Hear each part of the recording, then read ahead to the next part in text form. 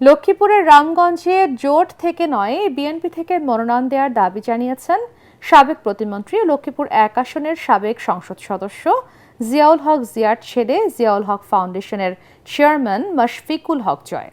বিকেলে রামগঞ্জের পাইলট বালিকা উচ্চ বিদ্যালয় মাঠে রামগঞ্জ উপজেলা ও পৌরসভা ঐক্যবদ্ধ তৃণমূল বিএনপির আলোচনা সভায় মাশফিকুল হক জয় বলেন, রামগঞ্জে বিএনপি ঐক্যবদ্ধ।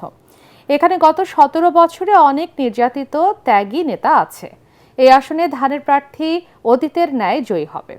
রামগঞ্জ পৌর বিএনপির সাবেক সভাপতি জাকির হোসেন মোল্লার সভাপতিত্বে এবং পৌর বিএনপির সাবেক সাংগঠনিক সম্পাদক মিজানুর রহমান মিরনের সঞ্চালনায় প্রধান অতিথি ছিলেন ঢাকা মহানগর দক্ষিণ বিএনপির সিনিয়র যুগ্ম আহ্বায়ক হারুনুর রশিদ হারুন। প্রধান বক্তা ছিলেন রামগঞ্জ উপজেলা বিএনপির সাবেক সাধারণ সম্পাদক আব্দুর রহিম। সবাই হচ্ছে বিএনপি দল। আমরা চাই না যে এখানে কোনো জোট থেকে কাউকে নমিনেশন দেওয়া হোক। আমাদের এখানে অনেক ত্যাগী নেতা আছে, আমরা সবাই নির্যাতিত নেতা কর্মীরা এখানে সবাই আমরা বিএনপির ধানের শীষের কর্মী নেতা।